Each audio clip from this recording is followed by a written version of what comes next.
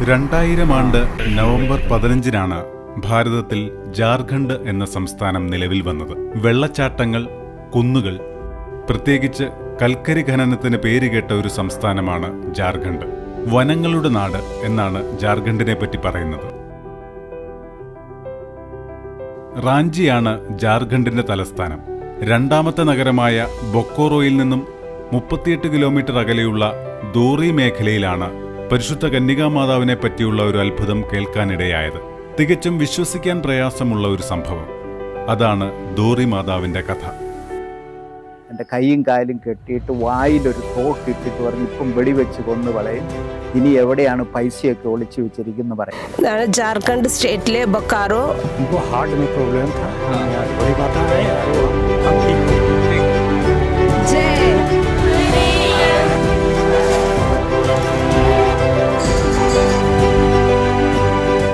ഒരു മാതാവിനെ ഈ രൂപതയുടെ ഹസാരിബായ് രൂപതയുടെയും ജാർഖണ്ഡിൻ്റെ എല്ലാം മധ്യസ്ഥയായിട്ട് പ്രഖ്യാപിച്ച് എല്ലാവരും പ്രാർത്ഥിക്കുന്നു. റാഞ്ചി, ബൊക്കോറോ, ധൻബാദ് എന്നീ സ്ഥലങ്ങൾ കറുത്തമുത്ത് എന്നറിയപ്പെടുന്ന കൽക്കരിയുടെ ഖനനത്തിനും ധാരാളം ഇരുമ്പുരുക്ക് വ്യവസായങ്ങളുടെയും കേന്ദ്രമാണ്. ബൊക്കോറോയിൽ നിന്നും 26 കിലോമീറ്റർ അകലെയാണ് ദോറി കൽക്കരി ഖനി. അവിടെ 1956 ജൂൺ 12-ാം തീയതി രൂപ സത്നാമി എന്ന ഖനിത്തൊഴിലാളി ഖനിക്കുള്ളിൽ ജോലി ചെയ്യുകയായിരുന്നു. ഇന്നത്തെ പോലെ സൗകര്യങ്ങളൊന്നും തന്നെ ഇല്ലാത്ത കാലം. ഏതു സമയത്തും അപകടങ്ങൾ നേരിടേണ്ടി വരുന്ന സാഹചര്യം, കൂരിരുട്ടും തണുപ്പും.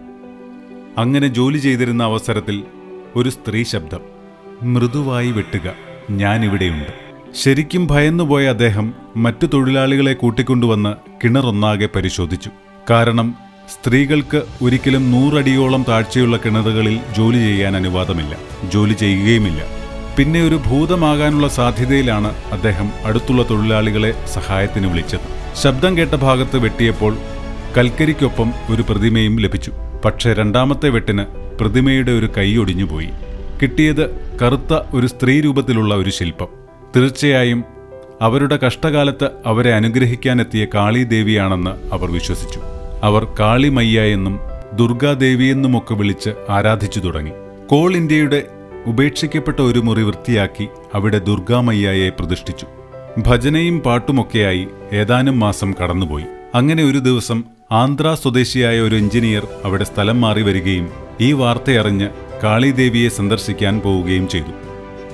അപ്പോഴാണ് ഒരു കാര്യം അദ്ദേഹം ശ്രദ്ധിക്കുന്നത്. ആ പ്രതിമയുടെ കയ്യിൽ ഒരു കുട്ടിയിരിക്കുന്നതായി കണ്ടു. ഹിന്ദു ദേവികളുടെ കൂട്ടത്തിൽ അങ്ങനെ ഒരു കാഴ്ച ഉണ്ടാകില്ല. ഇത് യേശുവിന്റെ അമ്മയായ കന്യകാമറിയമാണെന്ന് അവരോട് പറയുകയും പിന്നീട് ബൊക്കോറോ പള്ളി വികാരിക്ക് കൈമാറുകയുമാണുണ്ടായത്. അനേകം വർഷങ്ങൾ കൊണ്ട് ഭൂമിയിലുണ്ടാകുന്ന ഭൗമ പ്രതിഭാസം മൂലമാണ് കൽക്കരി ഉണ്ടാവുന്നത്. അങ്ങനെയുള്ള കൽക്കരി ഖനിയിൽ നിന്നുമാണ് ദൈവമാതാവിന്റെ ഈ പ്രതിമ ലഭിക്കുന്നത്.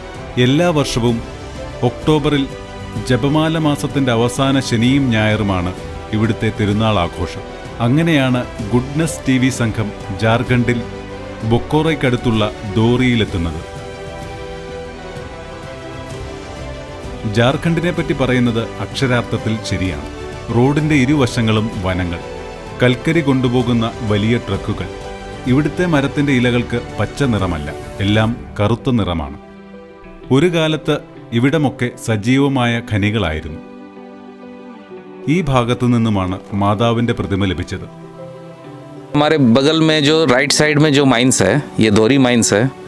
इस माइंस से हमारे धोरी माता जो लाखों श्रद्धालुओं को प्रेरित करती है और उन्हें यहाँ पर शरण देती है, इस क्षेत्र में ही पाई गई है.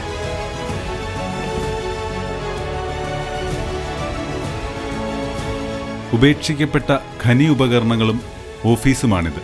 എന്നാൽ ഇവിടെ ജോലി ചെയ്യുന്ന സെക്യൂരിറ്റിക്ക് ദോറി മാതാവിനെക്കുറിച്ച് പറയാൻ 100 നാവാണ്. അസുഖങ്ങൾ വരുമ്പോൾ മാതാവിന്റെ അടുക്കൽ തിരികത്തിച്ച് പ്രാർത്ഥിച്ച് അസുഖം മാറിയിട്ടുണ്ടെന്നാണ് പറഞ്ഞത്.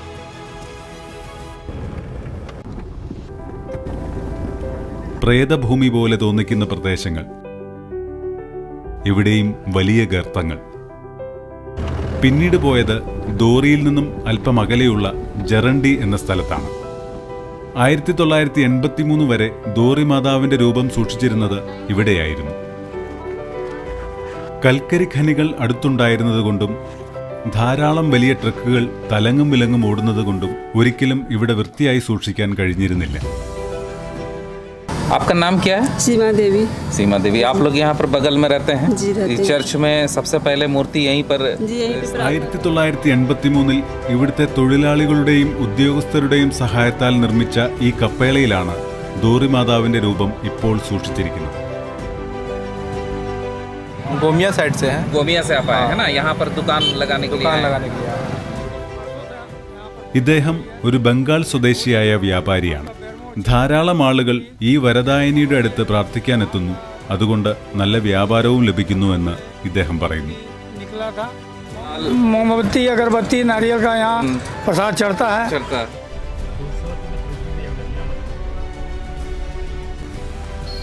തിരുനാൾ പ്രമാണിച്ച് റോഡിന്റെ ഇരുവശങ്ങളിലും ധാരാളം താൽക്കാലിക കടകൾ തുടങ്ങിയിരിക്കുന്നു.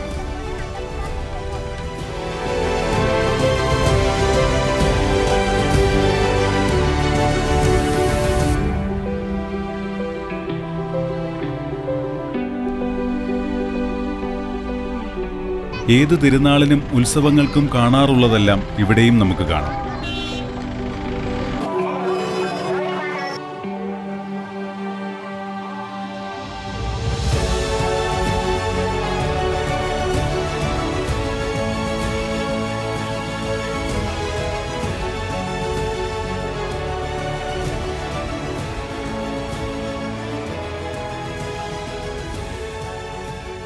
ഈ അമ്മ 20 വർഷം തുടർച്ചയായി ഇവിടെ വരുന്നു. 3-4 ദിവസങ്ങൾ താമസിച്ച് പ്രാർത്ഥിച്ചാണ് മടങ്ങാറുള്ളത്.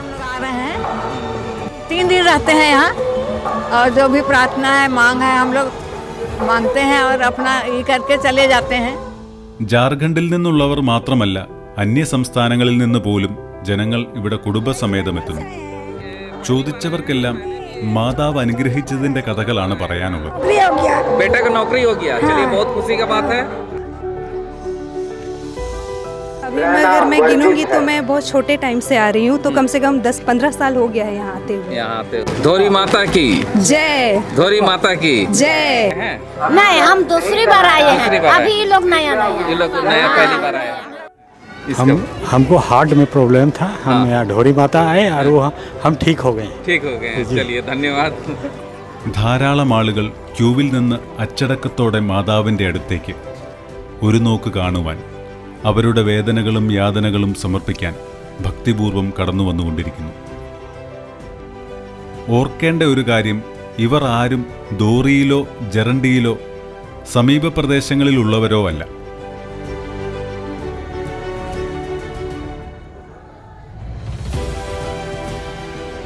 പരിസരം മറന്ന് പ്രാർത്ഥിക്കുന്നു. ഉപകാരസ്മരണകൾക്ക് നന്ദി അർപ്പിക്കുന്നു.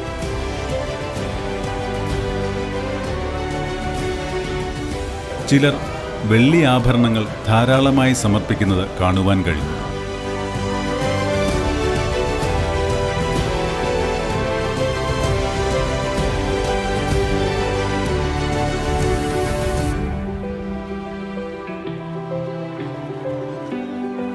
ചില ആളുകൾ ദിവസങ്ങളോളം ഇവിടെ താമസിച്ച് പ്രാർത്ഥിച്ചാണ് മടങ്ങുന്നത്. ഇങ്ങനെ താമസിക്കുന്നവർക്ക് മാതാവിൽ നിന്നും മുൻപ് അനുഗ്രഹം ലഭിച്ചവർ നേർച്ചയായി ഭക്ഷണം ഉണ്ടാക്കി കൊടുക്കുന്നു. And this catering system goes on. At least 5,000 to 10,000 people eat food from here. क्यों करते हैं? ये हम लोग मन्नत करते हैं, आज से 10-12 साल से हम लोग को चल रहा है कंटिन्यू। और हम लोग के परिवार में भी माँ बहुत कुछ की है परिवार के लिए, और हम लोग को शादी ब्याह बच्चा जो भी है परिवार में बहुत कुछ किया। माँ का आशीर्वाद यीशु मसीह का प्रार्थना से, इसीलिए हम लोग ये बहुत साल से ये परिवार करते आ रहे हैं।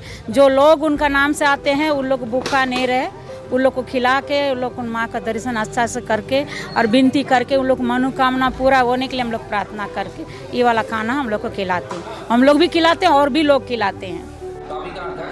തിരുനാൾ ദിനത്തിലെ ഭക്ഷണം ഈ രൂപതയിലെ ബിഷപ്പ് വെഞ്ചരിച്ച് നൽകുന്നു.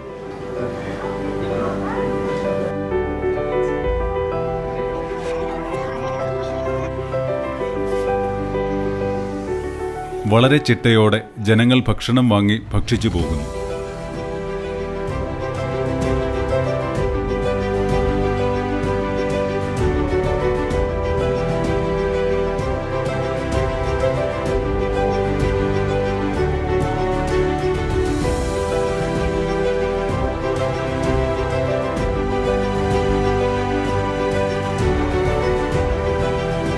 हमारे धोरी माता के पीछे जो तीर्थालय है, तीर्थालय के जस्ट पीछे 10 मीटर लगभग दूरी पर ये माइंस है, जिसका चलते हम लोग धोरी माता को दामोदर नदी में ഈ ദേവാലയത്തിന് വളരെ അടുത്തുവരെ ഖനനം വന്നെത്തി നിൽക്കുന്നു. ഏതാനും മാസങ്ങൾ അല്ലെങ്കിൽ വർഷത്തിനുള്ളിൽ തന്നെ ഈ ദേവാലയവും ഇവിടെ പ്രവർത്തിക്കുന്ന സ്കൂളും വൈദികരുടെ താമസ സ്ഥലവും മറ്റനുബന്ധ പ്രവർത്തനങ്ങളുമെല്ലാം ഇവിടെ നിന്ന് പുതുതായി കണ്ടെത്തിയ ദാമോദർ നദിയുടെ തീരത്തെ സ്ഥലത്തേക്ക് മാറ്റപ്പെടേണ്ടിയിരിക്കുന്നു. I am Father Michael Lakra. I came to Jarandi Dhori Mata Tirthalaya in the year 2017, and this is my 7th year over here as a parish priest. Since I came to Dhori Mata Tirthalaya Jarandi, I will tell about the history of Dhori Mata. Actually, Dhori Mata, that is a statue of Mother Mary. People over here, nobody calls that statue as Mother Mary, but Dhori Mata. Because from Jarandi, 12 kilometers away on the road to Bokaro Steel City, the place name is Dhori, and in the same place the Dhori coal mines is there. So that coal mine is called Dhori. On 12th June 1956, when the coal workers, they were cutting the coal or working in the deep down in the earth, that is called underground mining. The same day when they were cutting the coal, among them, beside the group, one person named Rupa Satnami, he is from Chhattisgarh. The same person, when he was cutting the coal, he heard the voice telling him, be slow in cutting the coal, because I am here. This words or this voice was a unique one. The person was wondering, because no female are allowed to go deep down in the earth, in the underground mining. So he was very much surprised. What kind of voice this is? This is a voice of female, and no female are allowed to go inside. And she is telling me, be slow in cutting, because I am here. He was wondering. He was looking all around. He saw no one. He could not understand what that means. So he cut the coal with a spike, and as soon as he hit the coal with a spike, this statue came out. One side coal, one side statue. Then he saw the differences between coal and the statue. So he picked up the statue and wiped away with his wearing clothes. Then he saw, this is not a coal, but this is a Devi.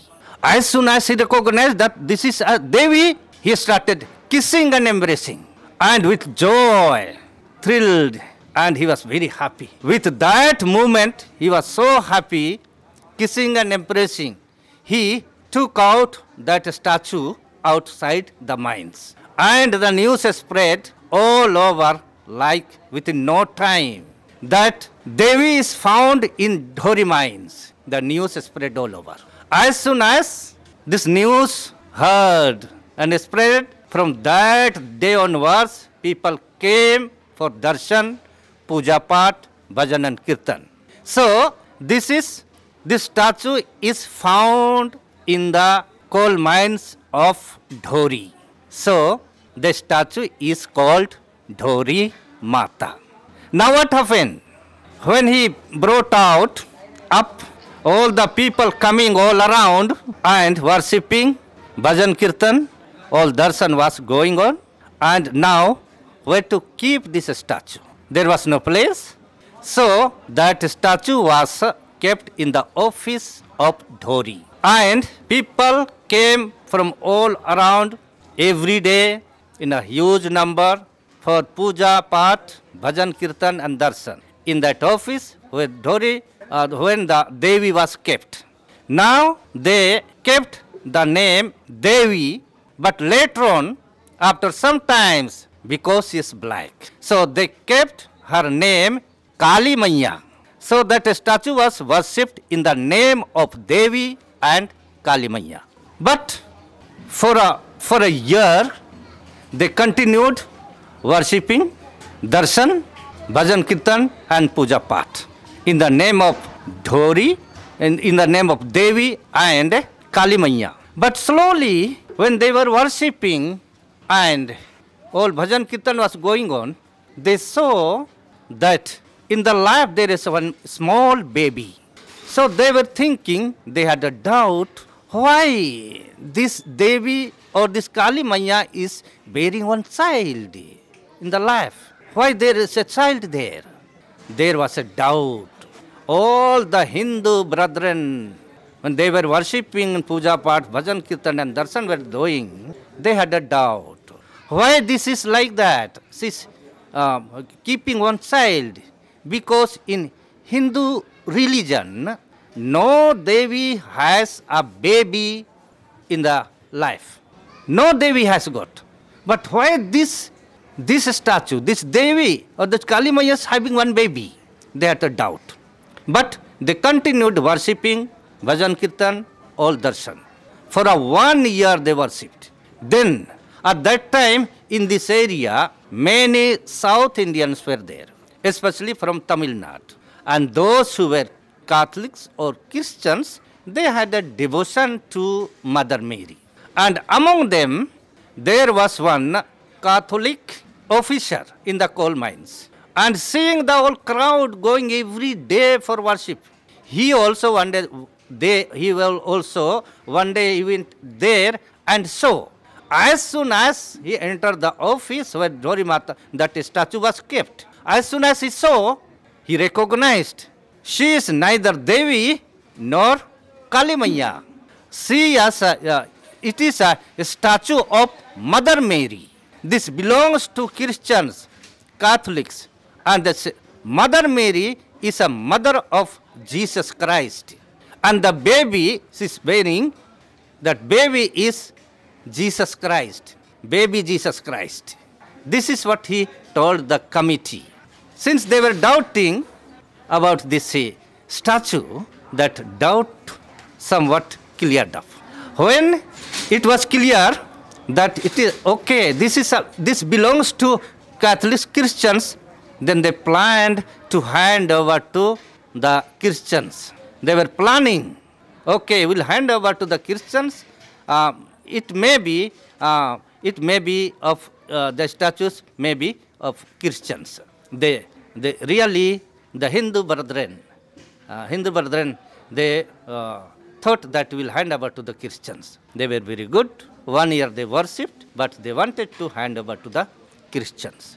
When this idea came, then again to the same person, Rupa Satnami, in his hand when Dhori Mata was found, again this statue told that person, give me a place or give me a house.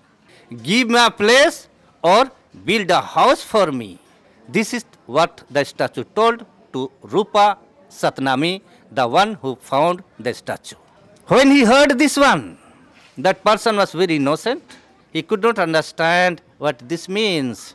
So, whatever the message, the voice he heard from that Devi or the Kali Maiya, she explained to the people.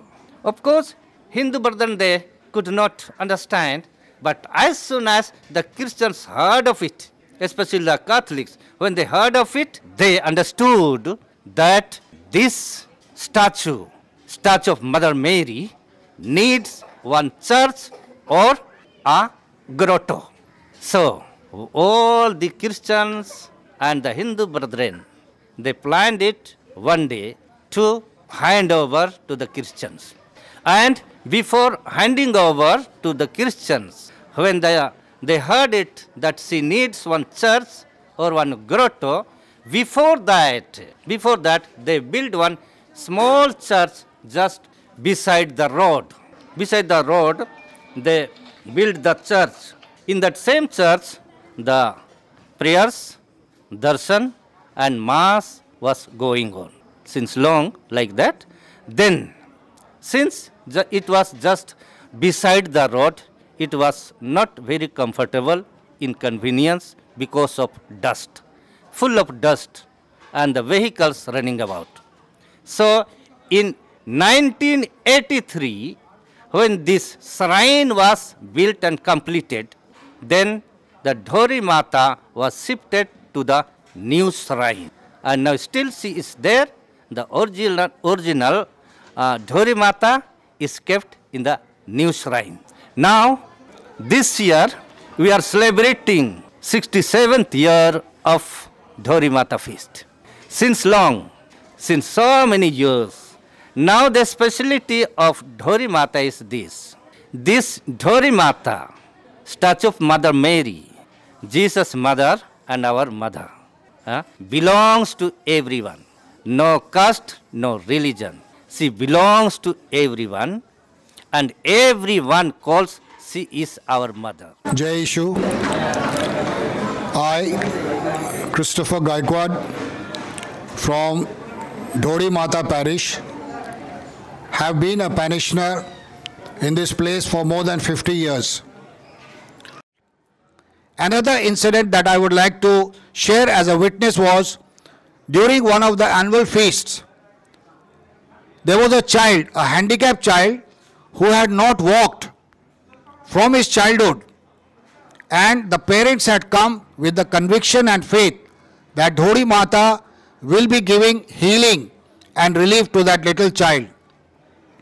And let me tell you with conviction and all glory to Jesus and Dhori Mata, the little child, after the mass was over, the little child was brought to the altar by the mother, and the little boy walked on the altar without support. First of all, good afternoon to all the people who are watching this channel, and I welcome you all to the feast of Dhori Mata. I am the Bishop of Hazaribagh, and Dhori Mata Shrine is the diocesan shrine. Goodness News channel, I would like to also request and also pray that Dhori Mata Shrine will be shifted within maybe a few months or few years, and already the location is identified. It is with the collaboration of CCL India. ശനിയാഴ്ച വൈകുന്നേരം 3 മണിക്ക് നടക്കേണ്ട പ്രദക്ഷിണത്തിനുള്ള ഒരുക്കങ്ങൾ തകൃതിയിൽ നടക്കുന്നു. School scout, state police എന്നിവരുടെയും സേവനങ്ങൾ ഈ കാര്യത്തിന് ലഭിക്കുന്നുണ്ട്.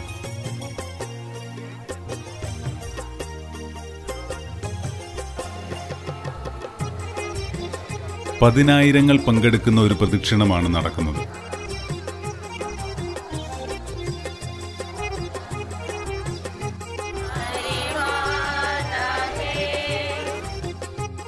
പ്രദക്ഷിണത്തിലുടനീളം ബഹുമാനപ്പെട്ട വൈദികരോടൊപ്പം ബിഷപ്പ് ആനന്ദ് ജോജോയും പങ്കെടുത്തു.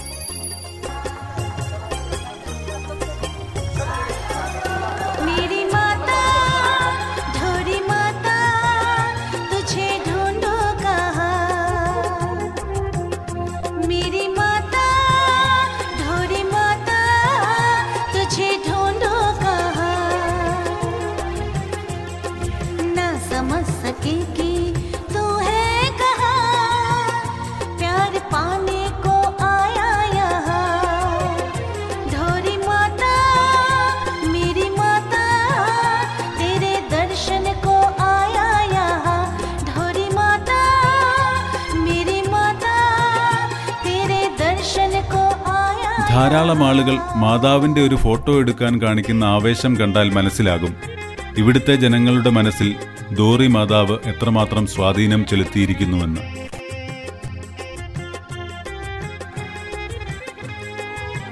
ധാരാളം കച്ചവട സ്ഥാപനങ്ങൾ, ഹോട്ടലുകൾ, മിഠായി കടകളൊക്കെ തിരുനാൾ പ്രമാണിച്ച് ഇവിടെ പ്രവർത്തിക്കുന്നു.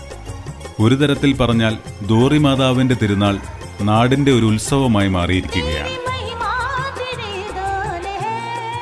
പ്രദക്ഷിണം എത്തിച്ചേരുന്നത് വിശാലമായി കെട്ടിയുണ്ടാക്കിയ പന്തലിലേക്കാണ്. അവിടെയും ധാരാളം ആളുകൾ സ്ഥലം പിടിച്ചിരിക്കുന്നു.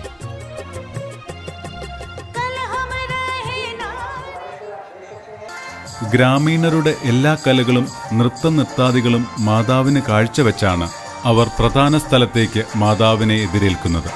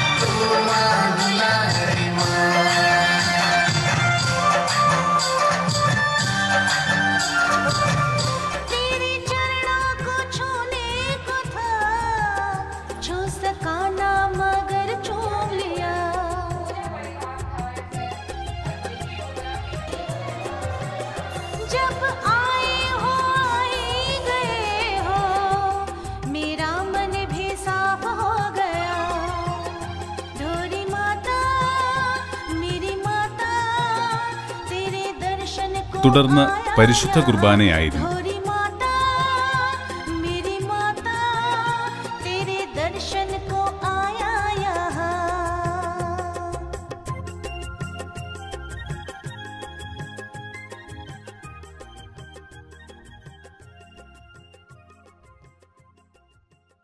എൻ്റെ പേര് ഫാദർ ജോർജ് ചിറ്റടിയിൽ നിന്നാണ്. ഞാൻ ഹസാരിബാഗ് രൂപതയിൽ സേവനം ചെയ്യുന്ന അച്ഛനാണ്. 1993 മുതൽ 1998 വരെ ഞാൻ ഡോരിമാത തീർത്ഥാലയ പള്ളിയിലെ വികാരിച്ചനായിരുന്നു. അക്കാലത്തുണ്ടായ ഒരു സംഭവമാണ്, ഒരു രാത്രി കൊള്ളക്കാർ വന്ന് പള്ളി ആക്രമിച്ചു, അച്ഛന്മാരുടെ പള്ളിമുറി ആക്രമിച്ചു. എന്നിട്ട് ജനലിൻ്റെ ഗ്രില്ല് കണ്ടിച്ച് കൊള്ളക്കാരകത്ത് കയറി ഉറങ്ങിക്കിടന്ന എന്നെ അവർ പിടിച്ചേൽപ്പിച്ച് എൻ്റെ കൈയും കാലും കെട്ടി. എന്നിട്ട് എന്നോട് ചോദിച്ചു വീട്ടിൽ എന്തൊക്കെയുണ്ട്, സാധനങ്ങളെ എല്ലാം എടുത്തതാ, എല്ലാ മുറികളും കൊണ്ടു നടന്ന് കാണിച്ച് അവർ പറ്റുന്ന എല്ലാ സാധനങ്ങളും പെറുക്കി എടുത്തു കൊണ്ടുപോയി. അത് കഴിഞ്ഞ് എന്നെ ഡൈനിങ് റൂമിൽ കൊണ്ട് നിലത്തിരുത്തിയിട്ട് എൻ്റെ കൈയും കാലും കെട്ടിയിട്ട് വായിലൊരു തോക്കിട്ടിട്ട് പറഞ്ഞ് ഇപ്പം വെടിവെച്ച് കൊന്നു കളയും, ഇനി എവിടെയാണ് പൈസയൊക്കെ ഒളിച്ചു വെച്ചിരിക്കുന്നത് പറയാം. ഞാൻ പറഞ്ഞു ഒളിച്ചു വെച്ചിട്ടില്ല, ഇത് നമ്മുടെ വീടല്ലേ, എവിടെയാണ് ഒളിച്ചു വെക്കുന്നത്? കുറേ തെറിയെല്ലാം പറഞ്ഞു. അത് കഴിഞ്ഞിട്ട് അവർ പറഞ്ഞ് ചോദിച്ചിട്ട് ഇവനൊന്നും പറയുന്നില്ല, ഇവനെ നമുക്ക് എടുത്തുകൊണ്ട് പോകാമെന്നും പറഞ്ഞ് 2 പേരെൻ്റെ കൈക്ക് പിടിച്ച് പൊക്കി, 2 പേര് കാലിന്. അങ്ങനെ ഇവരെന്നെ പൊക്കി എടുത്തുകൊണ്ട് അങ്ങ് പോവുകയാണ്. അപ്പം പള്ളിയുടെ തൊട്ട് താഴെ ഒരു വലിയ കുളമുണ്ട്. ഞാനോർത്ത് അവരെന്നെ കുളത്തിൽ കൊണ്ട് തട്ടുവെന്ന്. ഉടനെ ഞാൻ പറഞ്ഞു ഡോരിമാതാവേ എന്നെ രക്ഷിക്കണേ എന്ന് ഞാൻ മനസ്സിലങ്ങ് പ്രാർത്ഥിച്ചു. കാരണം ആരും രക്ഷപ്പെടുത്താനില്ല, 2 മണി രാത്രി സമയം. ഉടനെ പെട്ടെന്ന് എൻ്റെ അങ്ങ് ബോധം മറിഞ്ഞു പോയി. അത് കഴിഞ്ഞ് ഞാനിങ്ങനെ ആകാശത്തിൽ കൂടെ ഒരു പക്ഷി പോലെ പറന്ന് നടക്കുന്ന പോലെ എനിക്കങ്ങ് തോന്നി. ഒരു കനമൊന്നുമില്ല, അങ്ങനെ പറന്നു പോകുന്ന പോലെ ഒരു നല്ല ഫീലിംഗ് അങ്ങ് തോന്നി. കുറച്ച് കഴിഞ്ഞപ്പം പിന്നെ എനിക്ക് മനസ്സിലായി ഇവരെന്നെ പൊക്കി എടുത്തുകൊണ്ട് പോകാമെന്ന്. ഉടനെ ഞാൻ പറഞ്ഞു ഡോരിമാതാവെ എന്നെ രക്ഷിക്കണേ എന്ന് ഞാൻ മനസ്സിലങ്ങ് പ്രാർത്ഥിച്ചു കഴിഞ്ഞപ്പോൾ എൻ്റെ ശരീരം മുഴുവൻ ഒരു എണ്ണ പോലെ അങ്ങ് ഒഴുകാൻ തുടങ്ങി. മേലെല്ലാം അങ്ങ് തെന്നിപ്പോയി. ഇവർ 2-3 പേര് കൂടി പിടിച്ച് പൊക്കുമ്പോൾ തെന്നി താഴോട്ട് വീഴുക, പിന്നെ അവർ പൊക്കി എടുക്കുമ്പോൾ പിന്നെ തെന്നി താഴോട്ട് പോവുക. അവസാനം അവർ പറഞ്ഞു ഇവനെ ഇവിടെ ഇട്ടേക്കാൻ പറഞ്ഞു. കഴിഞ്ഞ് അവരെന്നെ നിലത്തിട്ടിട്ട് അവർ മേശയിൽ എൻ്റെ കാല് കെട്ടിയിട്ടു. എന്നിട്ട് അവർ പോയി, സ്ഥലം വിട്ടു. അത് കഴിഞ്ഞപ്പോൾ എൻ്റെ കണ്ണ് മൂടിക്കെട്ടിയിരിക്കുകയാണ്, വായിലും തുണിയൊക്കെ വെച്ചിരുന്നത്. അപ്പോൾ എനിക്ക് മിണ്ടാൻ പറ്റി ശ്വാസം വിടത്തില്ലായിരുന്നുകൊണ്ട് ഞാൻ എന്നിങ്ങനെ സ്വരം വെച്ചപ്പോൾ എൻ്റെ തൊട്ടടുത്ത് തന്നെ തല വെച്ച് എൻ്റെ ഈ ഭക്ഷണം പാകം ചെയ്യുന്നൊരു പയ്യനുണ്ടായിരുന്നു. പുള്ളിയെ അവിടെ കൊണ്ടൊക്കെ കിടത്തിയിരുന്നു. അപ്പം ഞങ്ങൾ അങ്ങോട്ടും ഇങ്ങോട്ടും ഹെൽപ്പ് ചെയ്ത് ഈ കണ്ണിൽ കെട്ടിയിരുന്ന തുണിയൊക്കെ അഴിച്ചു. എന്നിട്ട് ഒരു തരത്തിൽ അങ്ങോട്ടും ഇങ്ങോട്ടും ഹെൽപ്പ് ചെയ്ത് കാലിലെയും കയ്യിലെയും തുണിയൊക്കെ അഴിച്ചിട്ട് ഞങ്ങൾ പുറത്തിറങ്ങി ഒരു വടിയൊക്കെ എടുത്തുകൊണ്ട് ഓടി ഇവരുടെ പുറകെ. ഉടനെ കുക്കനോട് പറഞ്ഞ് അച്ഛാ പുറകെ ഓടരുത്, അവർ വെടിവെക്കും. പിന്നെ ഞങ്ങൾ പോയില്ല, തിരിച്ചു വന്നു. ഏതായാലും ഇതാണ്, ഞാൻ ധോരിമാതാവിനെ വിളിച്ച് പ്രാർത്ഥിച്ചു. ധോരിമാതാവ് അത്ഭുതം ചെയ്തു. എന്നെ മരണത്തിൽ നിന്ന് രക്ഷപ്പെട്ട ഒരു വലിയ സന്തോഷമാണ് എനിക്ക്. ധോരിമാതാവിന് നന്ദി. അതായത് ഞാനിവിടെ ഈ പള്ളിക്കൽ വികാരിച്ചനായിരിക്കുന്ന കാലത്ത് പല മതക്കാരും, നമ്മുടെ ക്രിസ്ത്യാനികൾ മാത്രമല്ല ഹിന്ദുക്കളും പലരും വന്ന് അച്ഛൻ്റെ അടുത്ത് അനുഗ്രഹങ്ങൾ വാങ്ങിക്കാനും തലയിൽ കൈവച്ച് പ്രാർത്ഥിക്കുക. പിന്നെ അച്ഛാ ഞങ്ങൾക്ക് പിള്ളേരില്ല, കല്യാണം കഴിച്ച് ഇത്രയും വർഷങ്ങളായി കുട്ടികളൊന്നുമില്ല, അതുകൊണ്ട് ഒത്തിരി ദുഃഖമാണ്, അച്ഛനും ഒന്ന് പ്രാർത്ഥിക്കണം എന്നൊക്കെ പറയും. അപ്പം ഞാൻ പറയും, നിങ്ങൾ ധോരിമാതാവിൻ്റെ അടുത്തുനിന്ന് പ്രാർത്ഥിക്കുക, മാതാവ് എല്ലാവരുടെയും പ്രാർത്ഥന കേൾക്കുന്നതാണല്ലോ എന്ന് പറയേ. അങ്ങനെ പലരുടെ അനുഭവങ്ങൾ പിന്നീട്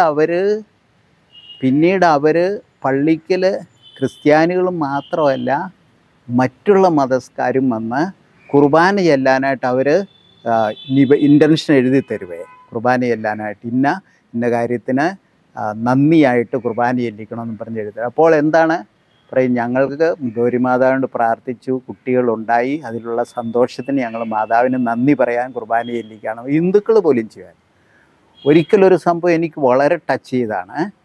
ഒരു കുടുംബത്തിൽ കല്യാണം നടക്കാൻ പോവുകയായിരുന്നു. അപ്പോൾ കല്യാണക്കുറി അടിച്ച് ഇൻവിറ്റേഷൻ ലെറ്റർ അടിച്ചിട്ട് വേറെ ആർക്കും കൊടുക്കുന്നതിന് മുമ്പ് ആ വീട്ടുകാർ ധോരിമാതാവിൻ്റെ പള്ളി വന്ന് മാതാവിനെ വെച്ചിരിക്കുന്ന ആ പീഠത്തിൻ്റെ താഴെ കൊണ്ടുവന്ന് ഇൻവിറ്റേഷൻ വെച്ചു. എന്നിട്ട് അവർ കൈകൂപ്പി, മാതാവേ ഞങ്ങളുടെ വീട്ടിൽ കല്യാണം നടക്കാൻ പോകുന്നു, സഹായിക്കണേ, അവിടെ ഉണ്ടായിരിക്കണം കേട്ടോ, ഞങ്ങളെ സഹായിക്കണം എന്ന് പറഞ്ഞ് പ്രാർത്ഥിച്ചിട്ട് പോയി. അപ്പോൾ അവരുടെ ആ വിശ്വാസമൊക്കെ കണ്ടപ്പോൾ എനിക്ക് ഒത്തിരി സന്തോഷം തോന്നി കേട്ടോ.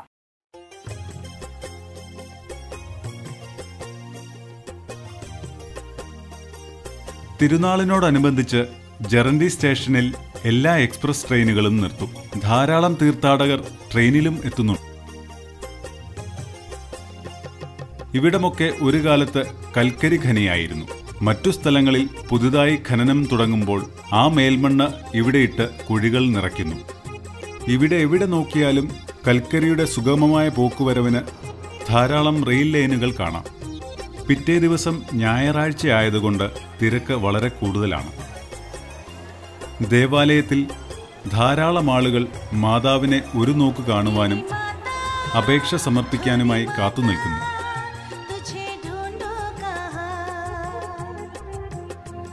ധോറി മാതാവിനെ വണങ്ങിയതിനു ശേഷവും ദേവാലയത്തിനുള്ളിൽ ആളുകൾ പ്രാർത്ഥിക്കുന്നു. തീർച്ചയായും ഇവരുടെ വിശ്വാസ തീക്ഷ്ണത നാം കണ്ടു പഠിക്കേണ്ടത് തന്നെയാണ്. തിരുനാളിന് ശേഷം ഈ പീഠത്തിലാണ് തിരുസ്വരൂപം സൂക്ഷിക്കുക.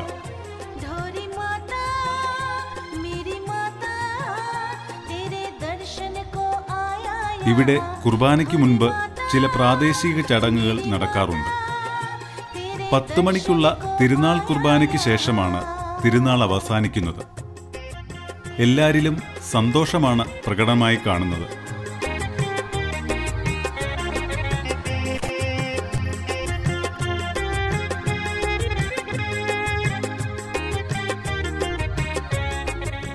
ഇവിടെ വരുവാൻ ഞങ്ങൾക്ക് സാധിച്ചത് മാതാവിൻ്റെ കരുണ ഒന്ന് മാത്രം.